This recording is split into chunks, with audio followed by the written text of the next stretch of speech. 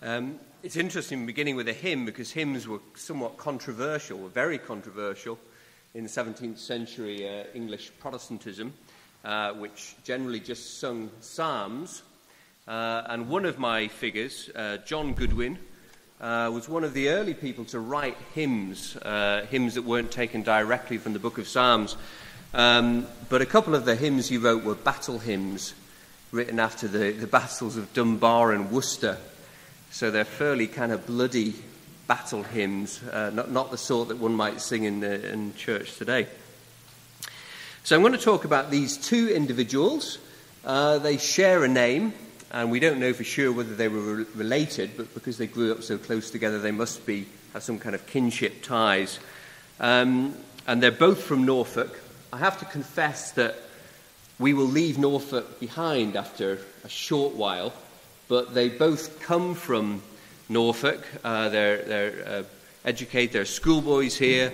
But then most of the story moves to Cambridge, to London, to Oxford, and opens out into the story of the English Revolution, or the Puritan Revolution of the 17th century, one of the most dramatic moments in English history.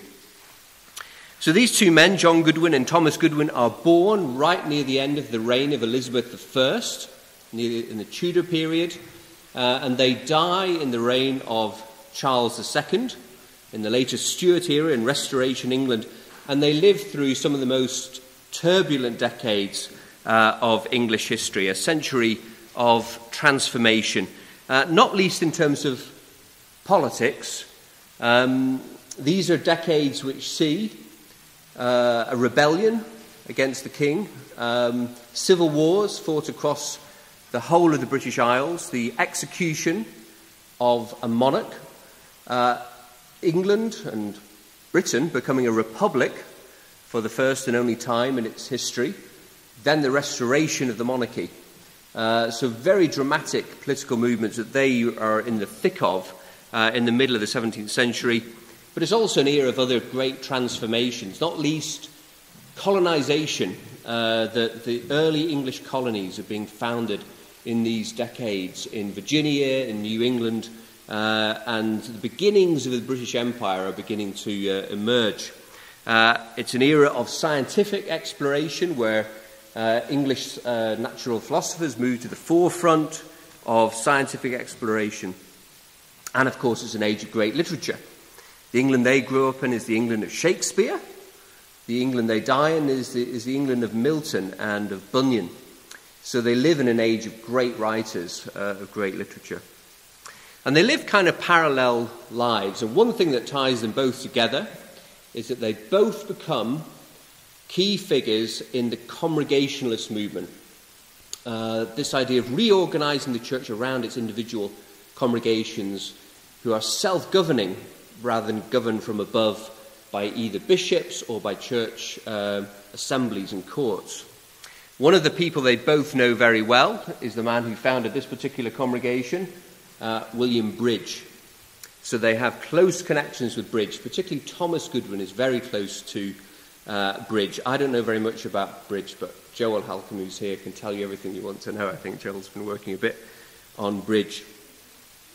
So we'll go through their lives, and as we tell the story of their lives, we hopefully will get a sense of the extraordinary kind of transformations that are going on in the country as a whole. We'll see them as Norfolk schoolboys, as Cambridge students, as London Independents, as victorious Cromwellians, and then as defeated dissenters. And we'll see how their lives hopefully illuminate some larger movements. So they're both born in Norfolk, as I said, in the last years of the 16th century. John is born in Hellerton. And years ago when I wrote a book on John Goodwin, I know his life much better than Thomas's. I came to the record office here in Norwich, and you can go through the parish records for that parish that still survive. And there's a lovely little manicule or pointing hand which somebody has written in the margin of the parish records pointing to his name and his date of birth, because he becomes, as we'll see, a notorious figure. So the hand's kind of telling you, yeah, this is him. He comes from an interesting family. His grandfather is a surveyor of the lands to Queen Elizabeth. His grandfather is a citizen of Norwich and town clerk of Norwich in 1578.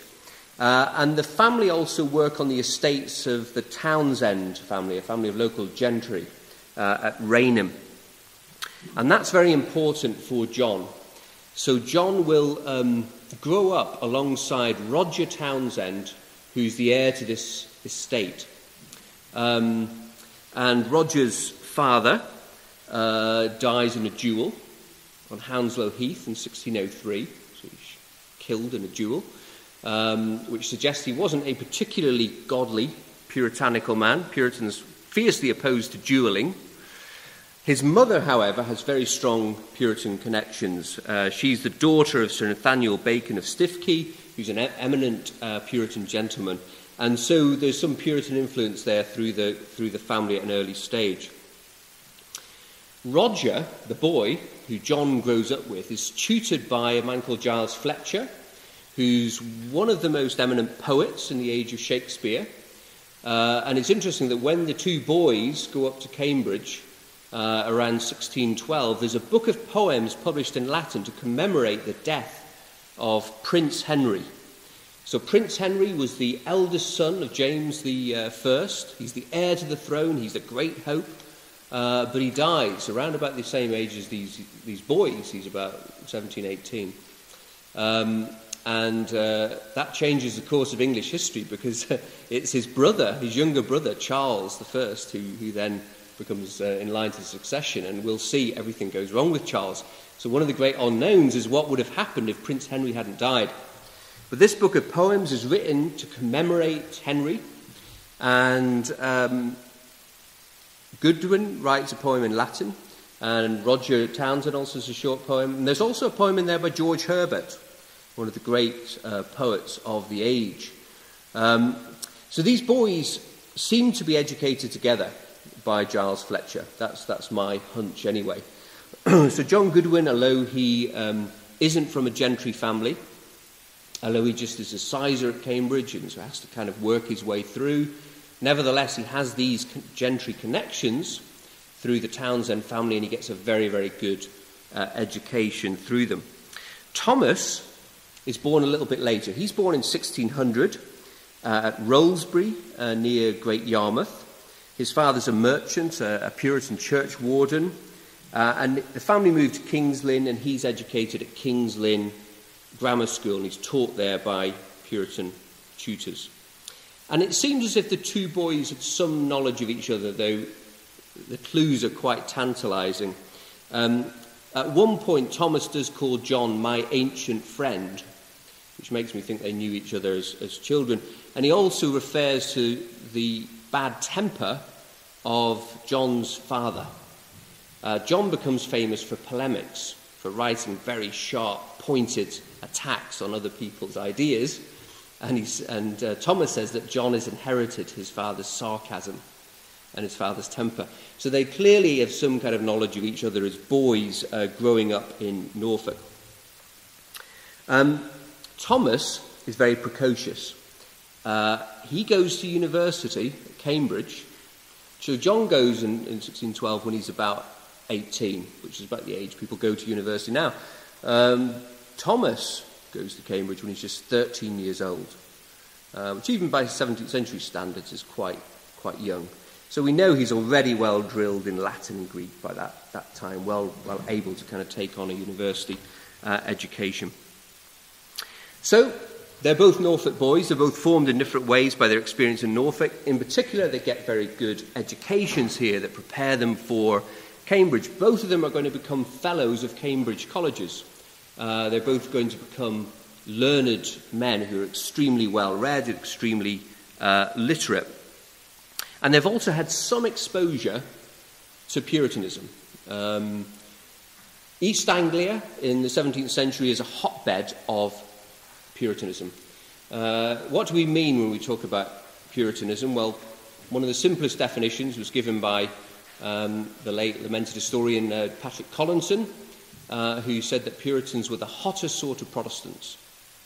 So Puritans overwhelmingly belonged within the Church of England, but they thought that the Church of England still needed further reform, and in particular they thought the English people needed further reform. So Puritans were committed to various reform agendas, both within the church and within local communities.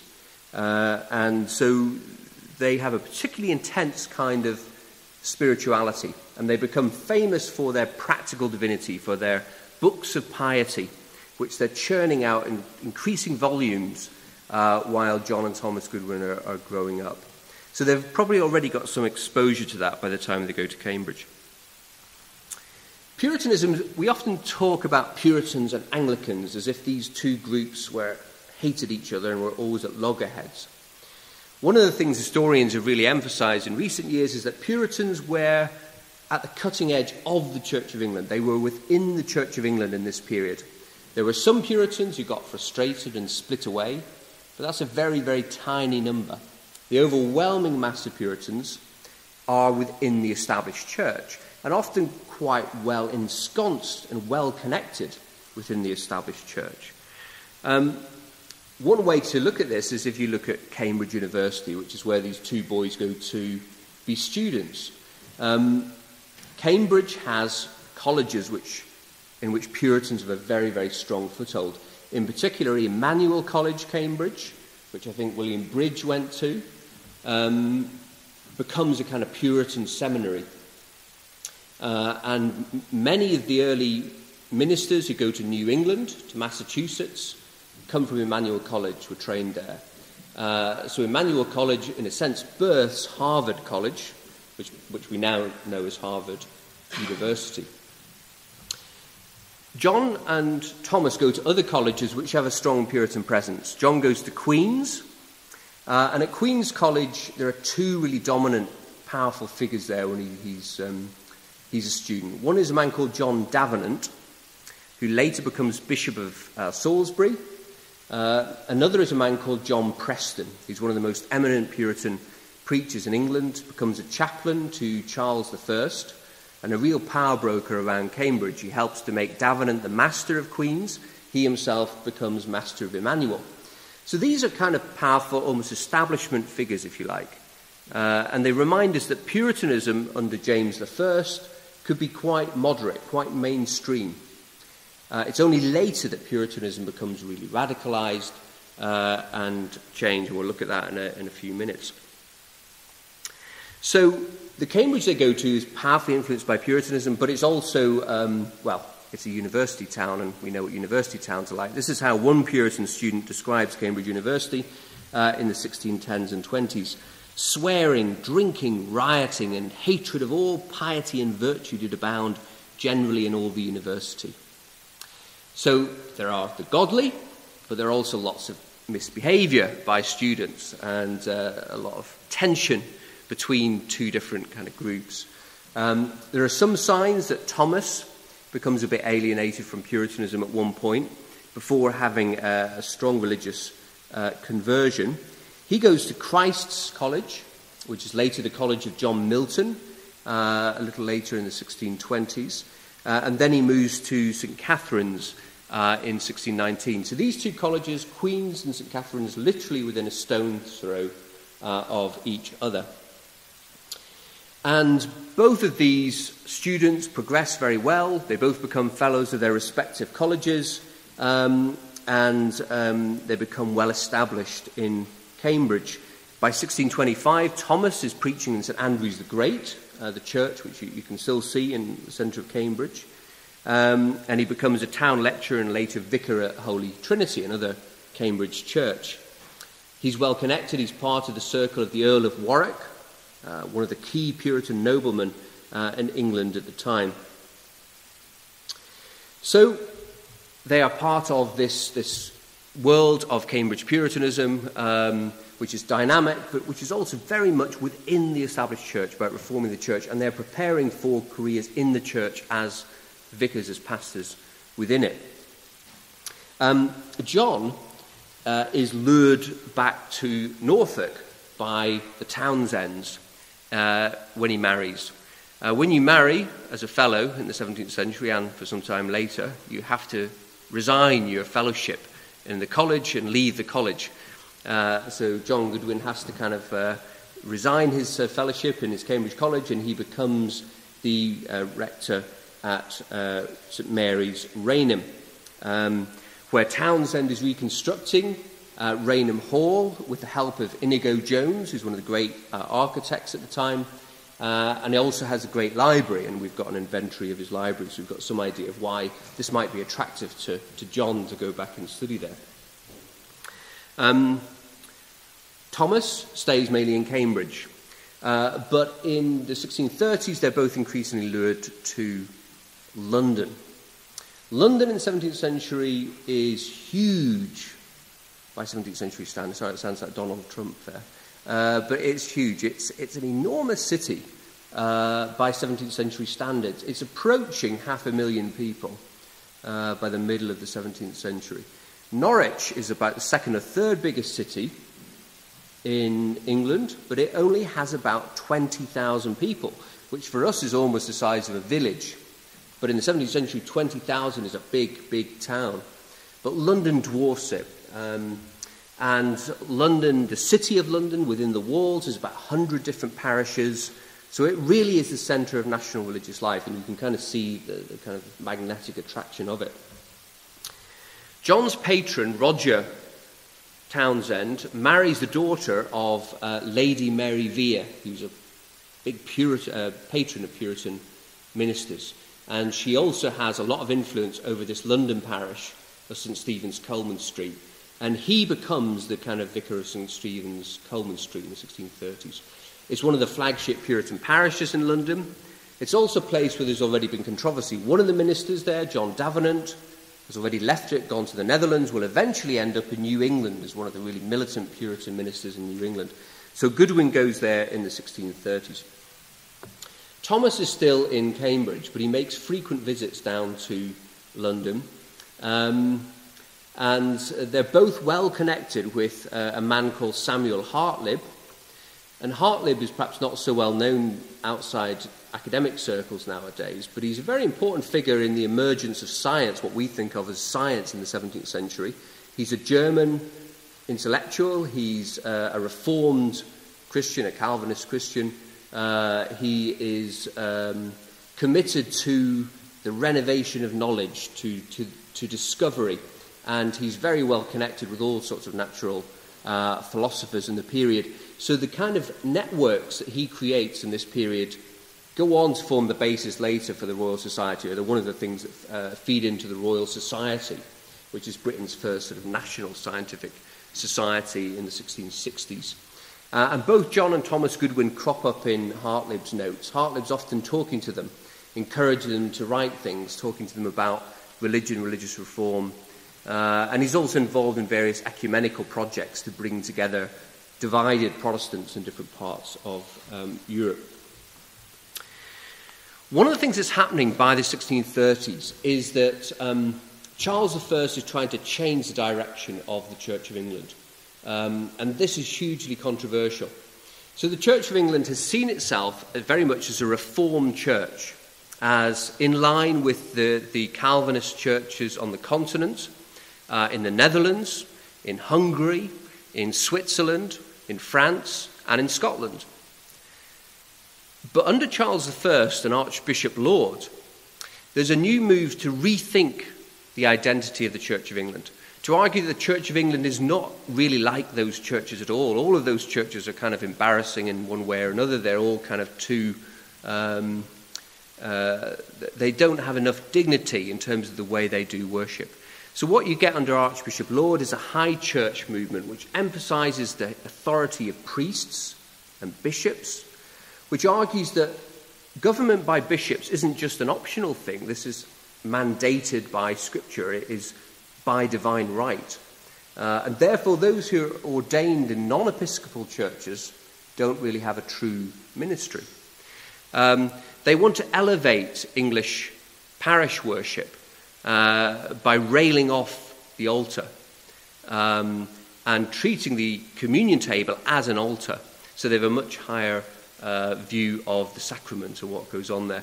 All of this is very, very controversial because many English Puritans see it as an attempt to restore what they call popery or Roman Catholicism. In other words, they think Laud is taking English Protestantism back to its old Roman Catholic ways. The people who think this most of all are the Scots. And when the king and the archbishop try and impose a new prayer book on Scotland in 1637, it leads to riots, literally, in the streets of Edinburgh, where the dean who reads out from the prayer book is kind of chased down the street as you've been to the Royal Mile from St. Giles Cathedral. People are literally throwing stones and mud at him as he clambers into his carriage. It's a very dangerous situation. That riot kind of sparks this revolt, which will eventually engulf the whole of the British Isles in civil war. Because after the Scots have revolted, they establish an alternative government. They hold their own General Assembly of the Church in which they abolish bishops, and they go to war with the king, the so-called Bishops' Wars. And the whole situation is becoming extremely unstable. Whereas under James, Puritans were part of the establishment of the church, you now have the risk of the church blowing apart into rival factions. It's at this point that Thomas Goodwin, who's had increasing trouble with the authorities of a nonconformity, as is John in London, Thomas Goodwin gets on a ship and goes to the Netherlands, to Arnhem. And he becomes pastor of a Congregationalist church in Arnhem. William Bridge is also out there at the same time. So they use the Netherlands as a kind of laboratory in which you can experiment in creating these new congregations, these new gathered churches, which are just made up of the saints, of visible saints, of people who've had a religious conversion experiences.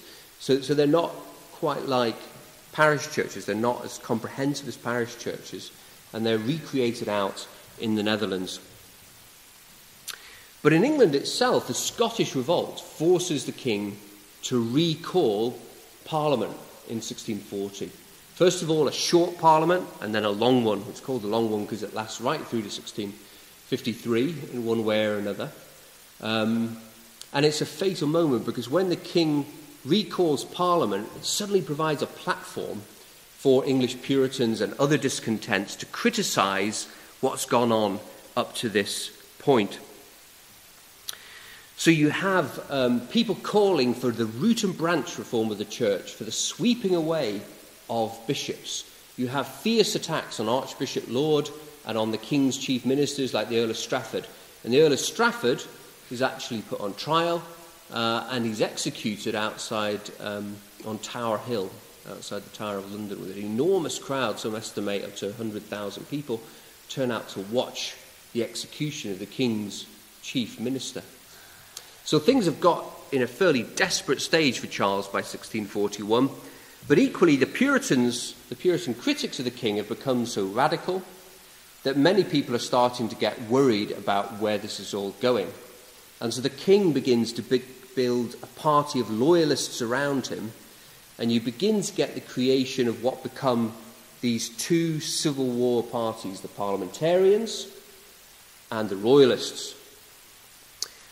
John and Thomas Goodwin are unequivocal, militant parliamentarians. John Goodwin is the first church minister, I think, to publish a tract defending the English Civil War against the king. It's called Anti-Cavalierism, because, of course, the Royalists were known as Cavaliers. So Anti-Cavalierism is the first tract justifying resistance against the king, written by a clergyman. And he and his congregation throw themselves into the war effort, into building defences around London after the king leaves London and assembles his own army. And for the next decade, really, civil wars will be fought across England, Scotland and Ireland. And it won't really be until about 1652 that finally the Irish resistance is mopped up and the Scottish resistance finished. So this period of civil war begins. One of the things that the parliamentarians want to do, they're dominated by the Puritans, one of the things they want to do is reform the church, the national church. And so they institute an assembly of clergymen, the Westminster Assembly of Divines, which is mandated with reforming the Church of England and turning it into a properly Protestant church. It's about 120 divines, also some lay people, MPs and others attend it. But Thomas Goodwin is one of the people nominated to be there, as is Bridge. And one of the problems the Puritans have is that once they've cleared away bishops, which they do fairly early in the war, and once they've decided to get rid of the Book of Common Prayer, then the big question is, what do you put in the place of bishops in the Book of Common Prayer? And they discover that they are divided over how you should govern the church. So the majority of the Puritans want Presbyterianism, something like the Church of Scotland, where you have a general assembly of the church which governs every congregation in the country. Bridge and the Goodwins want a different model, the congregationalist model, where each congregation is self-governing. So you may have synods, and the synods may advise the congregations on what to do, but they can't dictate to them. And so the Westminster Assembly has this big row, and Thomas Goodwin is part of the congregationalist minority. More broadly, that is linked to a bigger split within the parliamentarians between Presbyterians and Independents. So the Presbyterians are pro-Scots. They're more likely to want religious uniformity, so they think that everybody should belong to one church. Whereas the Independents are opposed to the Scottish model, and they want a degree of toleration for diversity among Protestant Christians. And so what you get from 1643-44 is a toleration debate, a debate about religious toleration, which is quite remarkable for the kind of range of ideas that come out of it. John Goodwin is one of the more radical tolerationists of this period. He's somebody who argues that it is never right for the magistrate to coerce people for their religious beliefs or practices, unless, of course, they've broken some criminal law, like using religion to justify murder or whatever. So he argues for a very radical idea of toleration. Many of the Presbyterians still think magistrates should punish people for heresy or blasphemy, and they argue that very strongly. So John Goodwin's very involved in this big debate about toleration in the 1640s. Now that view is very much a minority view, but the reason the Independents become so important is that they have an army behind them. So the parliamentary army falls under the sway of Independents. In particular, one figure, who everybody will have heard of, Oliver Cromwell, who's not the commander of the army at this point, but does eventually rise to the position of commander of the army. His Lord General is a man called Fairfax. But the army becomes the protector of religious sects and of toleration.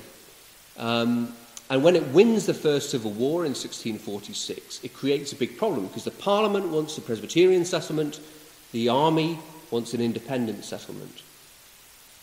And what you get in 1647 is a revolt of the army. The army revolts against the Parliament, and effectively you've got a kind of military coup against Parliament, where some MPs are purged from the Parliament. There's a second civil war in 1648, in which the king reassembles an army and fights. He's conquered by the New Model Army.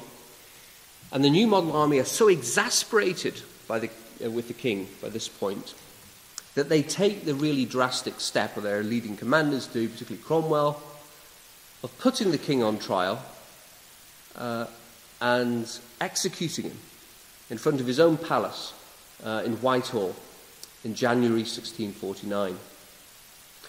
John Goodwin is one of only two chaplains, I think, Puritan chaplains, who explicitly defend the regicide. In fact, he is one of the Puritan chaplains who's assigned to Charles I in his final days, something that the king does not welcome very much. So he's got somebody assigned him as his chaplain who's defending his execution.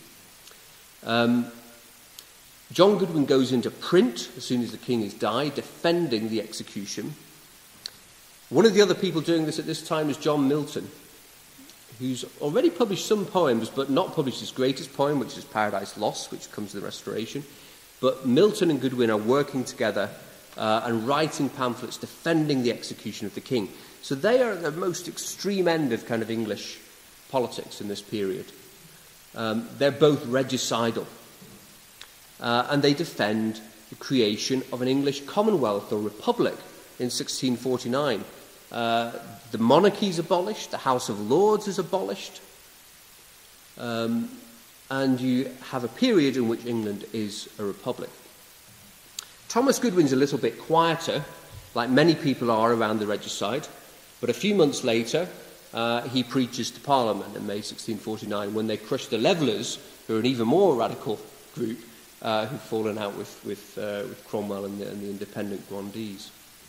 So both of these figures become Cromwellians, become committed to the English Republic.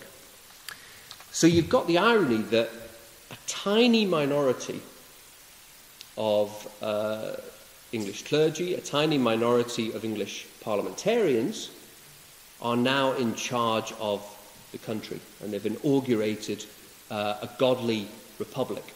And they try in this next decade to transform England.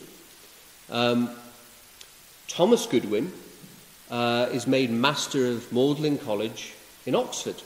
So he's elevated to one of the top positions in Oxford University. With his friend John Owen, who's another Congregationalist minister, he becomes Vice-Chancellor of Oxford.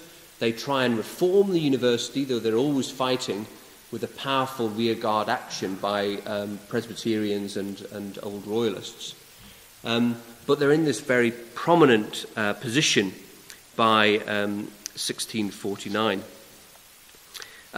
Owen and Thomas Goodwin are described at the time as the two atlases and patriarchs of independency.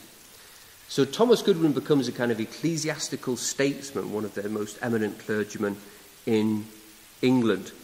And he becomes a key architect of the Cromwellian church. In particular, he's concerned to create a confession of faith that will unite all of the parish churches. So the English church has got rid of the Book of Common Prayer, got rid of bishops, and also got rid of the 39 Articles. The Westminster Assembly's created a confession of faith, but it hasn't been officially adopted. And England is without a national statement of faith, confession of faith, to say what the nation believes and what the nation's churches believes. And one of the things Goodwin's trying to do through the 1650s is create this confession of faith. John Goodwin and John Milton, on the other hand, don't like the idea of the nation having a confession of faith. One of the reasons is that John Goodwin's ideas are a bit more unorthodox than those of Thomas. And one of the very important moves he makes in the 1650s is to reject Calvinist ideas about predestination in favour of what are known as Arminian ideas about human free will. And he publishes a book, Redemption Redeemed, which is one of the most controversial books of the 1650s and causes big problems. So he's one of the major supporters of the Republic among the clergy, but his ideas are seen as unorthodox. So all through the 1650s, he and Milton are trying to create space for people to have freedom to argue for all sorts of different religious ideas, even if they don't go along with with official statements of faith. So he's more of an outsider, but Thomas Goodwin is the ultimate insider. In 1656, he gets made a chaplain to Oliver Cromwell. But the problem they have is that so much turns on Oliver. Oliver holds together Parliament and the army. He was a great commander of the army, he has the respect of the army, but he's also been an MP, and so he can kind of hold the civilian politicians with him as well. The question is, what would happen if Oliver died? Now, there's no prospect of that, but he does suddenly get ill in 1658. And there's one story told by an army commander who says that Thomas Goodwin prays a prayer over Oliver Cromwell when Cromwell is ill. And this is the prayer that Thomas is meant to have prayed. Lord, we ask not for his life, for we are sure of that, but that he may serve thee better than ever before. Unfortunately, he was wrong to be sure, because Oliver suddenly dies. And this creates an enormous problem for the English Republic. Oliver, by this time, has been made the head of state, the Lord Protector. He's the first non-monarch to be head of state, the first and only in English history. When he goes, his son takes over. But his son is more conservative religiously. He's more allied with the Presbyterians. He's more allied with the party that had fought Thomas Goodwin and Owen in Oxford University. And so the Independents, who've run the show for much of the last 10 years, are suddenly very apprehensive. Thomas Goodwin does pray at the inauguration for Richard. He supports him. He issues a proclamation or a declaration by the independent churches saying we support Richard. But other people, other independents, particularly in the army, are worried about Richard. And in 1659 they stage effectively a coup against him, and he's toppled. And what happens over the next 6 months or so is you get a whole series of regime changes in England. It becomes almost anarchic in terms of the political situation. And by early 1660, people are saying, this is crazy, we need the monarchy back. We need a stable country, and at least the monarchy will create stability. And so you get the restoration of the monarchy in 1660. Charles II returns to London, and there are enormous crowds in the streets welcoming him, cheering him on. It's clear that this is a popular, hugely popular moment. The regicide was very unpopular. The restoration has tremendous popular support behind it. Now, this is obviously a really big problem for our two Goodwins. In particular, it's a very big problem for John Goodwin, because John Goodwin had written a book defending the execution of the king. And sure enough, there's a proclamation issued in 1660 for the arrest of John Goodwin and John Milton. And they both go into hiding. Now, in 1660, they execute quite a number of the regicides, and they dig up Cromwell from his grave, and they actually kind of put his skull up in Westminster Hall on a spike, so you can kind of look at it for about the next 20 years or so. And some of the regicides meet horrific deaths. They're disemboweled while they're still alive. They're hung, drawn, and quartered. So John Goodwin and John Milton must be pretty scared in 1660. The irony is that they're both effectively let off. Neither of them are executed. And people have speculated why this is. If Milton had been executed, we would never have had Paradise Lost. There's a real prospect in 1660. He's already started writing Paradise Lost, but it's not finished. Why does he survive? Well, the most plausible reason is that people, although they violently disagree with the politics of Milton and Goodwin, they admire their learning. Goodwin is admired for his theology. A lot of Anglicans who hate his politics rather like his anti-Calvinism, his emphasis on human free will. Milton is hugely admired for his poetry, and they both have defenders in the House of Commons. So both of these men, who are two of the most militant regicides in the country, end up surviving the Restoration. John Goodwin kind of understandably has a very low profile. He's an old man by this time, and if you look at the letters he writes to his wife after the Restoration, he's a very shaky hand, very trembly hand. But he continues to publish books, anonymous books, including one against the bishops, which is very, very fierce against the bishops. John Milton seems to maintain his militancy as well. If you read poems like Samson Agonistes, it looks like it's quite antagonistic towards the new regime. But they're careful, in a sense, in the way in which they kind of criticise the regime. John Goodwin dies in 1665. Thomas Goodwin, though, lives on to 1680. And he becomes a pastor of a Congregationalist gathered church. He has to resign his presidency at the Restoration. He's ejected from Eton College, where he also was a fellowship at the time. He returns to London. He preaches and he lectures. In 1672, he takes out a license to be a minister of a dissenting congregation. But he still condemns what he calls the rigid separation. In other words, he thinks that even dissenters should still go along to parish services. He's never a hardliner in that respect. But like Goodwin, he remains to his dying day a congregationalist who believes that individual congregations should be self-governing. So what's the legacy of these two figures? In some ways, of course, they're both emphatically vanquished and defeated. The Puritan cause ends up being overturned at the Restoration. Monarchy comes back. Bishops come back. The Book of Common Prayer comes back. The 39 Articles come back. 2,000 Puritan ministers are ejected from parishes. Regicides are executed. People like Milton and John Goodwin go into hiding for a while. These people who try to run Great Britain end up being marginalised dissenters. So there is a sense in which they are comprehensively defeated at the Restoration. And yet, of course, they create something that lasts. They create English dissent. And the Presbyterians, who'd always been part of the established church, are almost against their will forced out of it after the Restoration. So although Presbyterians continue to attend the parishes, they end up setting up what are practically Congregationalist gathered churches after the Restoration. So about 5% of the English people are meeting in these illegal conventicles and gathered churches by the 1680s.